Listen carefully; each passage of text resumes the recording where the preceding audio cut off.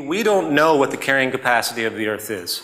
People will say today that, oh, it's because of overpopulation. You have, one child dying every 5 seconds, which is complete nonsense. Even these global institutions like the World Health Organization will admit that there's easily enough food to feed everybody. There's easily enough technology to create desalination plants to deal with the water shortages and scarcity in the third world. So I'm of the contention when I look at what we're doing and how inefficient it is and what we could do if we maximize efficiency, I think the current population can be multiplied many times over, frankly. But that doesn't change the problem of a public that doesn't think about its relationship to the planet, which hasn't been the case. Through religious indoctrination, be fruitful and multiply, we've had this rhetoric throughout time, dominant value systems of creating a family and such with no real regard for the environment that they're bringing them into, understanding that each child needs the necessities of life, so they have to have the resources of the planet. So what needs to happen, first of all, totalitarianism doesn't work. Imposing rules on people simply doesn't work in the long run. So I would never advocate, because it doesn't work, any type of oppressive policy for some kind of population control or one-child policy. I'm against all of that. What I would say, though, is that if the public doesn't begin to understand its relationship, there will obviously be natural problems which hopefully will resolve themselves by the consequence of what actually occurs. So I've jumped around a little bit. Let me just say that in a resource-based economy, the educational system would be designed from the very early ages. Instead of teaching people about Goldilocks and all of the play school, kindergarten, preschool stuff, and all the kind of mind-numbing things they do to children, which children learn extremely fast. And of course, the young impressions are the most permanent for most of the minds of most people. Excuse me. You would teach them about their relationship to the planet. You would teach them how to grow food. That's the first thing you do with kids that are old enough to understand. You teach them what actually creates their life. You teach them about social relations. You teach them about how to live in a society and what it means and what the relationship is to the planet. So when they grow up, they might say to themselves, well, I think I might have a child now. Is the Earth prepared? Is my region prepared? Am I able to support this child? What is the current state of the planet? Is there reason to suspect that maybe the carrying capacity of the Earth can't handle any more people in the distant future? That's the type of rationale that will occur. And that's all you can hope for. If it comes down to it that the population just irrationally starts to continue to multiply itself, well, that's its own decision for demise. There's nothing anyone can do about that. You know what I mean? But surely the depletion of the fish stocks and deforestation, that gives you an idea of not just consumerism, but growing populations' impact on resources. You may wish to address this, or even say what you just said in the film, so that skeptics can at least understand the point of view of the Zeitgeist movement on that matter. Well, I think I've more or less explained the fundamental point of view, and the resource consumption of human beings has to be related to the carrying capacity of the Earth when we finally figure out what that is. And people need to adapt accordingly, just like you adapt to any other form of natural law. It's not out of question. I really believe that the multiplication issue, this constant reproduction and expansion, is a result of early religious indoctrination. It's the Catholic Church and dominance of Europe. Uniquely the people that procreate the most tend to be the most least educated, tend to also to be the most poverty-stricken, which is so bizarre when you think about it. It goes to show that there's something going on in their sense of self that is it's distorted. It's not processing correctly what their relationship to the environment is. If I was poor, living in a very destitute scenario, why would I have 5 kids? But yet this happens all the time. So it's an educational imperative, is my point, and that's all you can really hope for. Again, is that the people will come to understand. Ants, for example, I saw a beautiful documentary on ants, and ants are incredible. They will go in their huge formations and they will consume a tree, but they leave just enough. They leave just enough to make sure they never damage it. There's studies that's done in this, and they move around, and they have some type of consciousness that they never deplete anything. They never deplete anything. They know what they're doing on some base level. And I think somewhere in our human physiology is that intuitive recognition that we live on a planet that has to be respected on all levels. But it's been completely robbed out of us. We've been completely decoupled because in the current economic model, the current global economic model, you have to keep reproducing. If you don't keep reproducing, no more money will be created. The supply, the consumption patterns will drop. I mean that very literally. If people stopped procreating right now, the economy would fail. That's how sick this society is. And that's why it's going to be so self-destructive in the long run from multiple angles, because it's not based on anything sustainable. So the more the population grows, it's going to hit a peak. And the peak is not going to be real. It's going to be because the system can't supply anything else. It's not going to work anymore. And the saddest thing that I don't want to see, hopefully, I don't want to see ever, and sadly I think it might happen anyway, but it probably won't happen in my lifetime, is a depopulation because of a lack of resources. It's not going to be the New World Order. Just have to throw that out there, because I'm so sick of the New World Order shit, but that's an aside. It's going to be because the system can't support the people naturally based on the way it's organized. That's the fear. And that's the worst aspect of this entire thing. It's bad enough that we have the death and starvation on a daily basis already. We already have mass starvation with 1 billion people. And yet everyone sort of looks a blind eye to it. Like, oh, that's just the way it is. Wait till it hits 2 billion, 3 billion, 4 billion. That's going to be really grotesque. Really grotesque, and hopefully, if anything that will change people's minds about what's happening, something like that will, as sad as that is. Again, I don't want any of that to happen, but that's the pace, that's the trend that's emerging right now with this total systemic collapse. The population bubble will pop too if this isn't corrected soon enough. It's a bit tricky, my question. I know it's sort of I understand your views on secret societies and conspiracy theories and the Illuminati and New World Order and that kind of thing.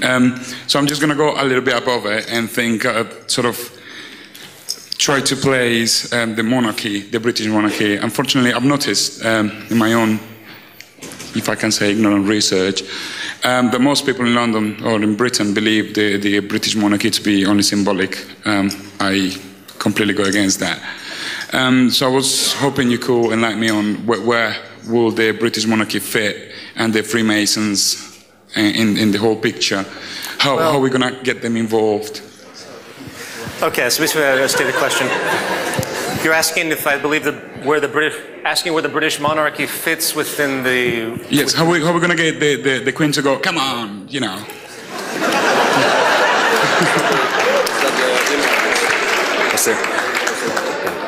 I'm not quite sure how to answer that question. I'm not really up to speed with such issues, to be perfectly honest with you. I really know nothing about the British monarchy in any kind of general... There's some guys appear on the notes and they're quite rich.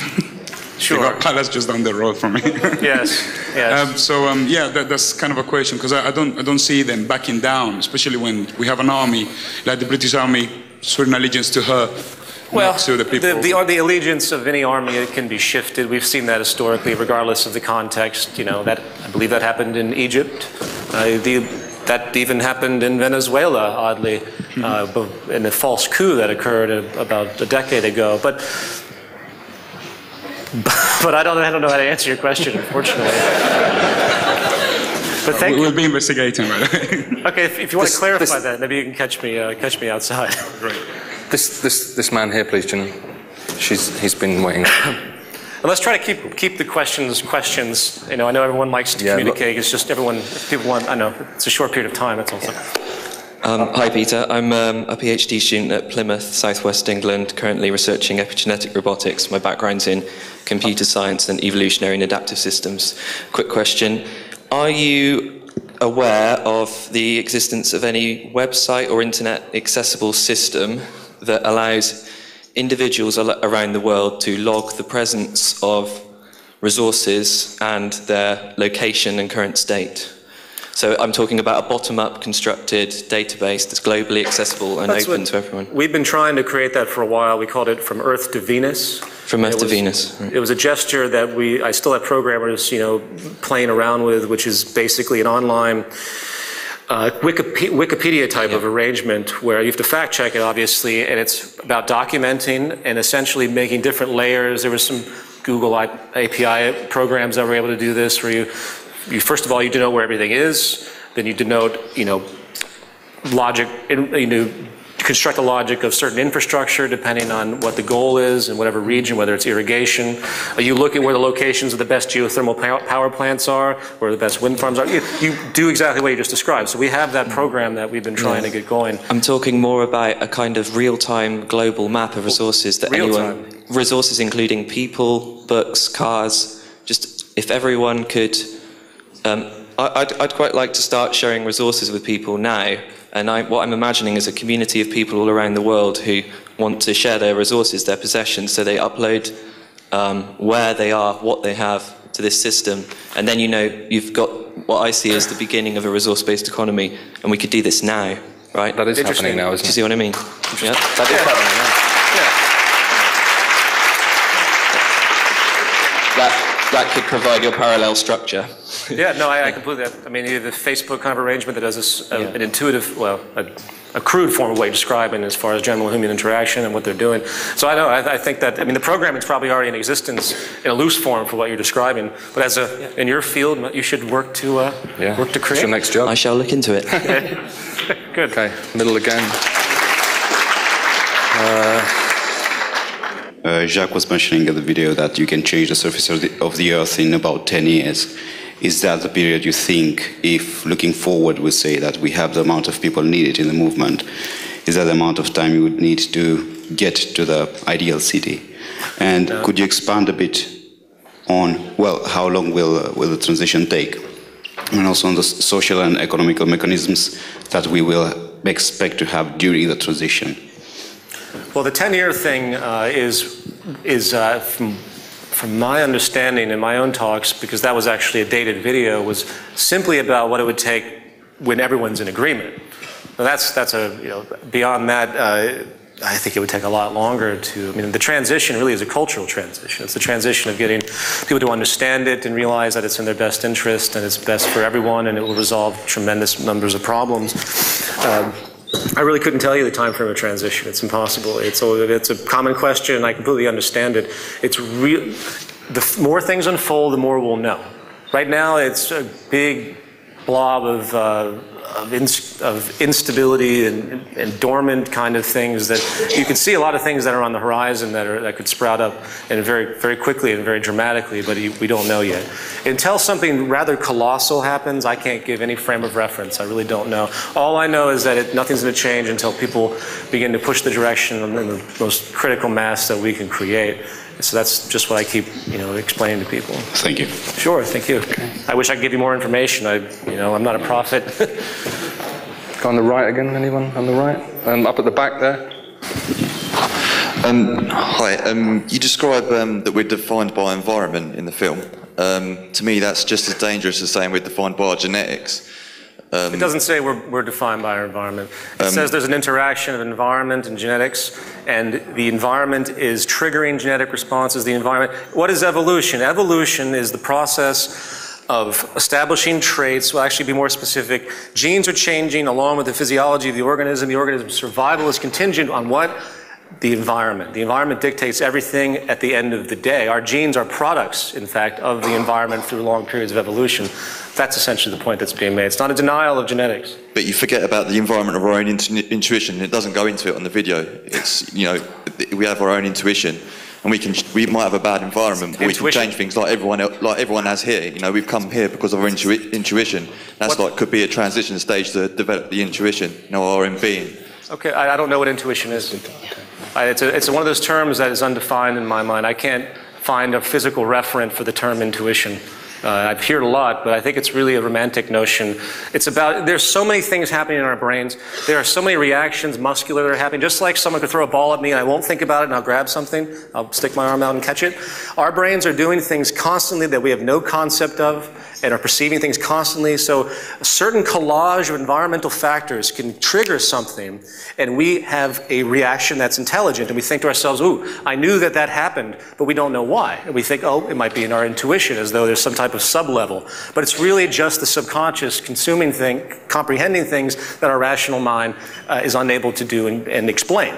That's the way I would define intuition personally. I feel like it's more of a need to want to be in balance and want to be happy, you know, because the world is not in balance. That's why we're all here, because we don't feel comfortable with it, you know. So there is an element in us that wants to change, that defines our character as well as the environment. That's what I'm saying. Oh, sure, no, I agree with that. And I don't know, but I just wouldn't say that's intuition, that's all. I would say that's the environment's effect on you, where you know something's wrong. You know, people say to me, oh, I just know something's wrong, and they don't know why. And that's why I go back to the example I just made, that there's so many interactions occurring around us that we can't possibly perceive. And responses that we do that we don't even think about. We play tricks on ourselves. The mind is extremely fallible in many ways when it comes to the influences that are coming in and out of it, and the biases of the individual. So I don't want to go on a long-winded tangent on that, but I believe that when people say to me, you know, I just feel that something's wrong, it's not that it's a feeling per se. It's that it's a perception that they don't understand why. It's a feeling that's there because it's generated as a feeling, but it's an intellectual perception. Something's happened, but it's happened in a way that they don't mentally comprehend it. And that happens all day long with all of us. You know, a lot of books I've read on how mind plays tricks on you and the way we comprehend things. It's a fascinating subject. So, you know, but I agree. I mean, yeah, something's definitely wrong. And I think many people are beginning to realize that, whether they're conscious of it or not, you know. Okay, just 2 quick comments on the cost of a city. I think Portugal is aiming to do a TVP-like city with a central nervous system by 2015, and the estimated cost is $15 billion. Mm-hmm. And another comment on the population argument, check gapminder.org with a statistical analysis from Hans Rosling. Some has good data on that, and how it gradually stabilizes to about 9 million by 2050. 9 billion, sorry, I'm confusing million with billions. Okay, my question now. Yes, please. It's regarding transition. I know the focus of the movement is getting the information out there and essentially making the value shift in the culture, but I think when the shit hits the fan, to be honest, people may need something more tangible. So my question is, do you think that we could each chapter as a parallel action get all the sustainability organizations together, like Free Economy, CollapseNet, or carpooling, and make a global or chapter level network of you know, trying to get the fundamentals, so we have some stable network when the collapse, big collapse occurs. So, you know, so bringing together of other organizations as more support, you mean? Yeah, in parallel with getting the information out there. No, absolutely. I mean, as long as the other organizations really understand the direction and are willing to support it. If there's dichotomy, you know, people ask me all the time, well, why doesn't Greenpeace work with you, or why doesn't, you know, any other of the mainstream, so to speak, mainstream activist communities? Because they don't understand the direction. They're not identified with it. I've had numerous communications with lots of establishment institutions. And what can I do with an organization? I mean, a lot of activist organizations see the traffic, and they just want to put one of their banner ads up. You know, they're not really into partnership. They just want to expose themselves. So as long as they're in line, but the Zeitgeist movement is this network in and of itself. And what I say to people in other organizations, I say, well, we'll continue to work with that organization, but why don't you come in and help support this as well, as a secondary? And I think that's the best way to think about it. Rather than get confused, overlap with different intents, you know, which I think can be very detrimental, I'd rather keep it homogeneous. And that's what I say to everyone. They say, well, why don't you partner with this, this, and this? And I say, why don't you maintain that and come to us as well? That's a better way to look at it, as opposed to confusing people. And we end up with, you know, 20 partner organizations, and they all have their own little angles of what they're doing. If any organization out there that's explicitly interested in a resource-based economy that isn't of an ego disposition, because we've had this happen where these sort of usurpers come in, and they come in a very, very, very non-professional, very, what's the word I'm looking for? Very arrogant disposition where they want to usurp. They think they'll just do it better. They're not even trying to work with us. They want to just override it because they know better. I have an obvious disrespect for that, because what can you do with that when you have an internal group at odds? So I disregard that as well. If they're not willing to simply accept what we set up, that's already global now, it's already in motion, I have no real comment on that. I say if you really support it, you'll do your work with us and with whatever organization you're doing simultaneously. So that's the way I look at it. Okay, I was just referring to transition mostly, and not like the ultimate goal, which is the resource-based economy. Okay, thank you. Okay, this is the transition we're in right now. So that, I mean, we're in the transition, so everything that we're doing now is equally as important as it will be 10 years down the road. Okay, there's a guy there. This guy in the middle here, sitting next to my daughter, who I'm trying hard to indoctrinate. Hi, Peter. I'm here representing the Miami, Florida chapter, and we really don't have any problems getting the information out, finding people who agree. Our problems come after that. Like, what do we do after that?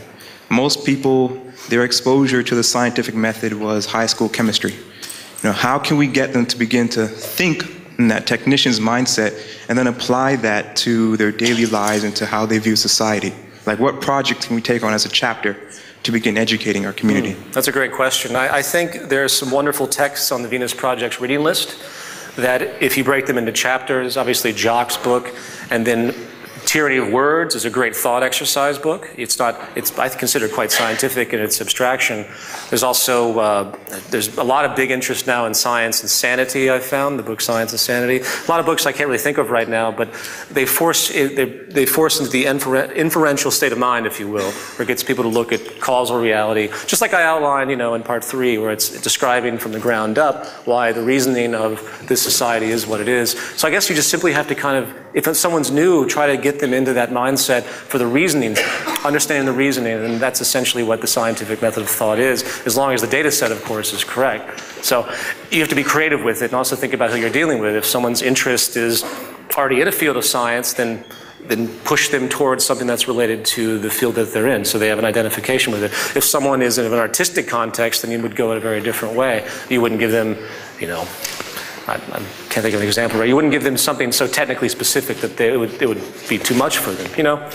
So I recommend taking the individual into account and trying to get active information going. What everyone should be doing at all times is learning. And I think people forget that. Even I don't know everything. I haven't read everything on the Venus Project's reading list, even though I certainly want to. I haven't read everything that I have in this gigantic list that's subsourced, but it's all there and I will eventually do it. The process of education is almost the most critical part, and getting people to understand just in as much as possible about what's relevant, as much as possible in a relevant context, specifically to the resource-based economy.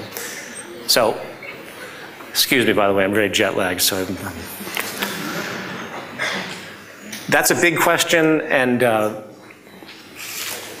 would have to say that using the book sources as a starting point and pushing those books on those that have nothing to do, as you stated, or want something to do, and get your feedback on them and have groups that talk and discuss those ideas, and also invent and create. That's another thing I definitely recommend, especially for those that are technically minded, to get them to think about how they would redesign North America. What parameters would they use, and why? What would be the self-evident generation? Is it just a whim of theirs? Are they actually researching it? You see what I mean? There's all sorts of thought exercises that go into this, which is why, as I mentioned, From Earth to Venus is so important, and I'm really looking forward to getting that going. It's been a difficult programming complication as of now, to get people together and say, boom, oh, this is great. Think about how creative and fun that would be to get people that are fluent in, you know, structural design, to start from the macrocosm and then hone in region by region about how you would design the most efficient society.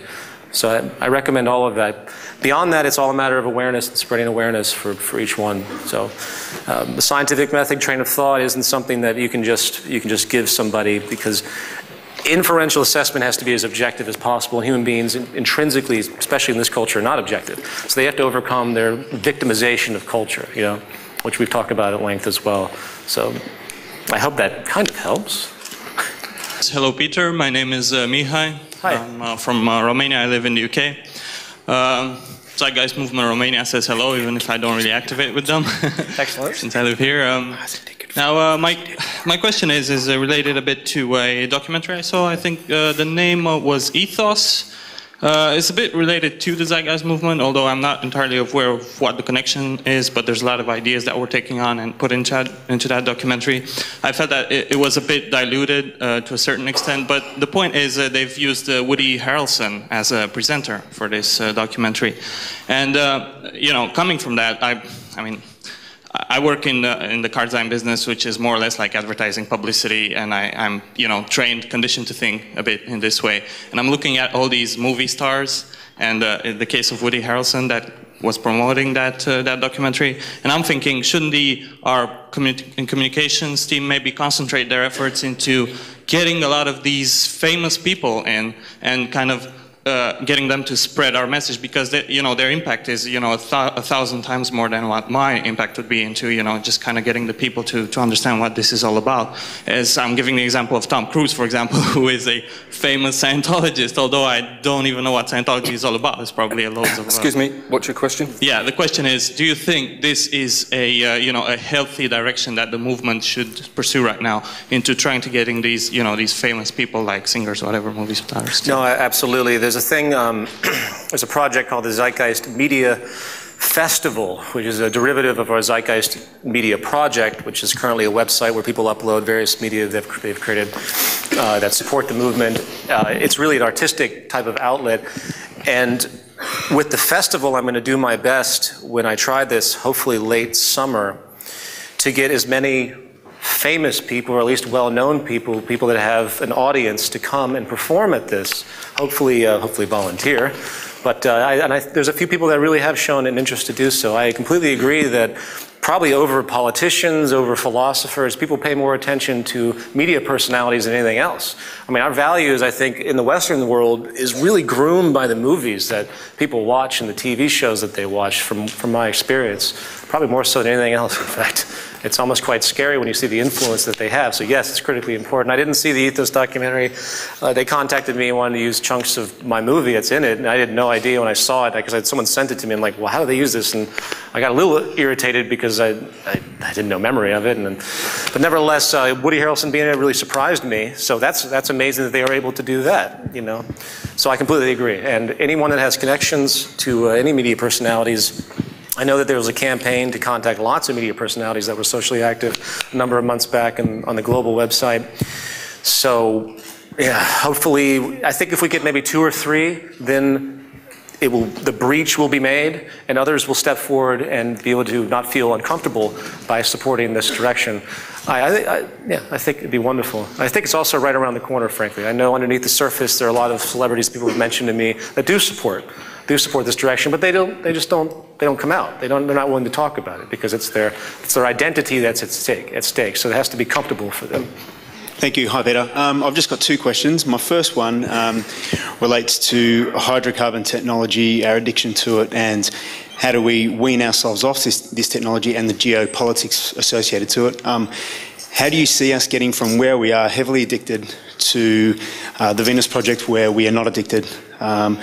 I know you've had a lot of questions about how do we get from here to there, but my question is mainly focused on energy. My second question is, have you considered a move into politics to take the establishment on, sort of head on, and sort of take the Zeitgeist movement forward to like a voting public where people could even like vote for it?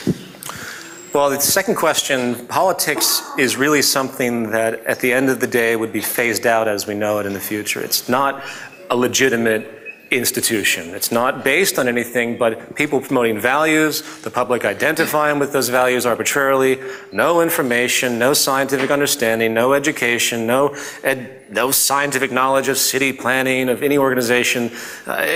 When Sarah Palin becomes President of the United States, which would not surprise me in a second, it'll be a perfect testimony to what politics actually represents. It's this mind-numbing system of complacency where people feel satisfied when they hit that voting button, so they don't have to ever think about anything anymore. It's a self-generating oppression system, if you will. Completely. I guess what I'm saying is it's almost like a step progress. Yep. No, I understand what you're saying, and people have brought this up to me before, using the political system as some type of soapbox, if you will. And I've had people say, oh yeah, I'll run for whatever, and do it just for the publicity of it, which I completely support. I think you have to have a lot of money to do any type of political office run. So if someone has that type of resource, I would certainly say, I wouldn't do it. But I think somebody else, if they want to do in that platform, especially if someone who's been in politics for a little while that sees the light, but they're already in it, and then they move and do it, because what they're doing is they're moving into a system that they actually want to eradicate, which is a kind of a unique notion in and of itself. As far as the first question in the energy transition, we could do tremendous energy shifts right now if there was any interest to do so. Unfortunately, the investment that's required is so colossal and the return is so distant. The monetary system is driven by short-term gain. And if you can't get short-term gain, you have very little motivation, regardless of the lack of sustainability and the problems on the horizon. They should have been doing, even for the hype on global warming and climate destabilization, regardless of what you believe, it's obvious that oil is a problem in what we're doing. So even if peak oil wasn't real, there's still a very dire need to stop burning all of this stuff. They could have done this a long time ago, so there's a reason they're not, and it's the monetary system that's the problem. So how do you usurp the monetary system in that regard? Frankly, it would take a huge investor right now to initiate that, which you'd think would be there as well, just for a multi-billionaire that's willing to step forward and initiate these processes, but that doesn't happen either. So the answer to your question is that it's really hindered by the system. I have no idea, except the fact that you have to bypass the system. As far as I'm concerned, you're going to, as I mentioned in the film, you have to bypass the system if you expect to see a revision, a complete revolution, if you will, of energy infrastructure and energy sources on this planet, because there's no way in hell any government, any country is going to be able to afford it, especially now with the debt collapse that's spreading like a virus. Yeah, I completely agree. I think that the biggest threat to us at the moment is energy and our consumption, and peak oil is the biggest threat. I think that if you could raise awareness for that, I think the first step, you could actually have people vote for a government that would freely support a not-for-profit sort of development of alternative energy. So you could have 700 billion or trillion or whatever it was investment in or people where they're working not-for-profit to find alternative solutions to hydrocarbon technology, etc. You'd hope. Yeah. You would certainly hope, yeah. People like yourself, for example, were to, from government or whatever, where that was a key interest to bring ourselves off this technology, where people could go and research in an environment, in a not-for-profit environment that's supported by the state, that could perhaps wean ourselves off such a thing, and then develop this technology in an environment which is not-for-profit. I wish it was easy to do as it is for you to say. You got to bypass the ultimate element of this system that supports it, and that's the need for monetary acquisition at all costs and the maximization of that. And unfortunately, and that's why it's brought up in the film in the way it is, everything that this system is about is against what you talk about, even with nonprofit institutions, even with governments. Look at all the attempts that's been made to try and get governments for decades now to change its energy policies, and what good has it come? I mean, even with the Green Party, you'd think that the public would be all about a Green Party in some country, but they can't see it. They have far too much experience with their little dyad of liberals and Democrats and the arbitrariness, and they're not comfortable even moving into something new, unfortunately. So all I can throw my hands in the air and say, I wish what you state would easily come to fruition. Obviously, your logic is sound, so I agree with that. But will it happen? Something's going to happen. That's for sure. Okay, we've got to I do know that something's going to happen. Peter Joseph.